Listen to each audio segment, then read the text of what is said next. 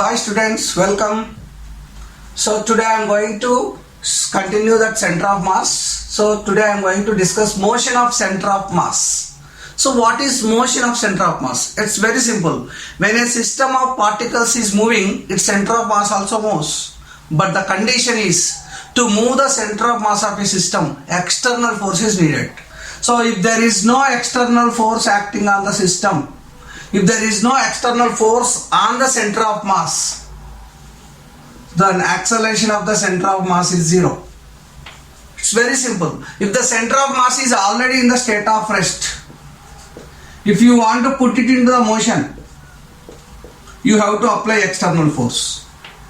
If the center of mass is already moving with certain velocity, if you want to increase the velocity, you have to apply the external force. If the center of mass is already moving in a particular direction, if you want to change the direction, you need to apply the number. So few examples I am going to explain to support this. For example, a bomb is placed on the ground and it is lightened. So initial momentum of this is what? Zero, because it is in the state of rest. Once you lighten, what happens? Assume that the center of mass is here. Once you lighten, what happens? All pieces of the bomb will go in different directions.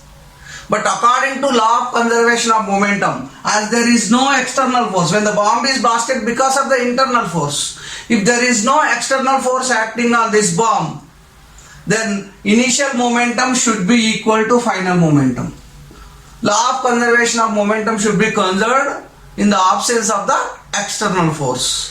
So as there is no external force, because of the only internal force, the bomb is blasted, all pieces will move different direction. But before collision, before blasting, its initial momentum is zero. After blasting also it must be zero. The fragments will fly such a way that the sum of the momentums is again zero. But the center of mass position will be here only. It does not change, because as there is no external force, center of mass will, even though fragments are moving in different directions, but the center of mass will be here only, because external force acting on the center of mass is zero.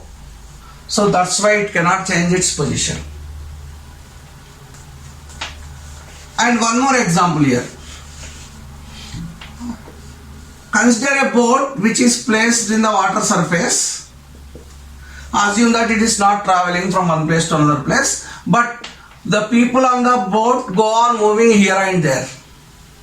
So if the person is going from here to here, what happens is his legs definitely applies a force on the boat.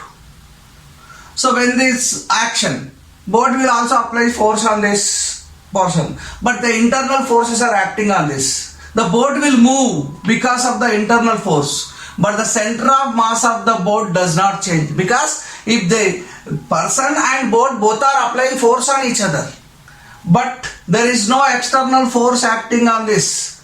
So that's why center of mass does not change its position. There is no change in the direction or magnitude of the velocity of center of mass of the system. I hope you understood. It's very simple. Center of mass can change its position. Center of mass can change its velocity only in the presence of external force. This point to remember. I hope you understood this. Let us go for how to find the velocity of a center of mass. So I am considering a two particle system of mass m1 and m2. So assume that its position vector is r1, position vector this is r2. Definitely center of mass of this may be somewhere here. So if you apply some external force on this, if the m1 and m2 both are moving, that means if the system is moving, as the external force is acting on the system, center of mass also moves. When the center of mass is moving, then how to find the velocity of the center of mass? If you know the velocity of the first particle, velocity of the second particle, if you know the velocities of the particles in this system, you can find the velocity of the center of mass, because you know already how to find the position of the center of mass. So let us go for that. We know The position vector of the center of mass of a system is already you know m1 v1 plus m2 v2 m1 r1 plus m2 r2 divided by m1 plus m2. This is already known for us. You can take number of for my convenience I am taking only two particles. So if you differentiate this, equation both sides, before that you bring this RCM is equal to m1 r1 plus m2 r2 divided by, you consider it as capital M. So next you bring this MRCM is equal to m1 r1 plus m2 r2. Then if you differentiate this equation both sides with respect to time, what happens? M is the mass, does not change, so it's a constant, you need to bring outside. D by dt of RCM, m1 is coming outside, d by dt of r1 plus m2 d by dt of r2. So here r is nothing but position is nothing but length. The rate of change of the differentiation of length with respect to time is called velocity. So finally you can write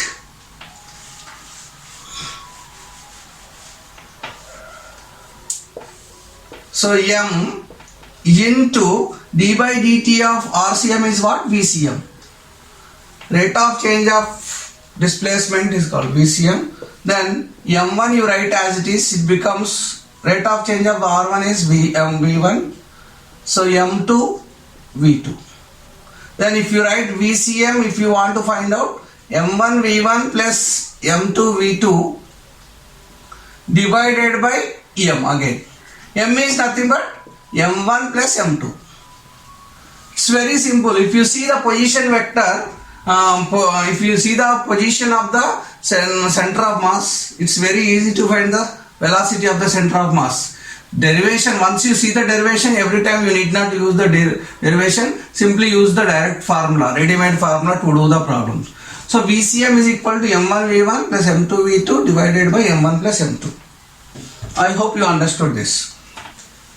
So now if you want to find out the acceleration of the center of mass, so it's very simple. Again you bring this m1 plus m2 is capital M, you consider it as, so it becomes VCM m1 v1 plus m2 v2 this.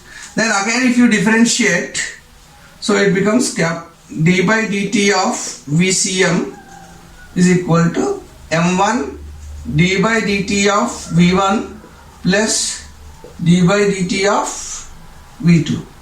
So m I am writing as it is. VCM is what? Rate of change of velocity is nothing but acceleration of center of mass. m1 you write as it is. Rate of change of velocity of the first particle is acceleration of the first particle. d by dt of v2, so m2 a2. Therefore you can write ma, if you bring this ACM as it is, if you write this, then m1 a1 plus m2 a2 divided by m1 plus m2. I am bringing this capital M right hand side, I am writing separately again. So all equations, position of the center of mass, velocity of center of mass and acceleration of center of mass are similar.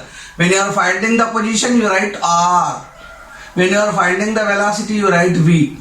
When you are finding the acceleration, you write a. That's all. So you need to derive the formula, but at the same time you need to understand how they are similar. So it is how to use the ready-made formula without struggling so much. Okay, I hope you understood this.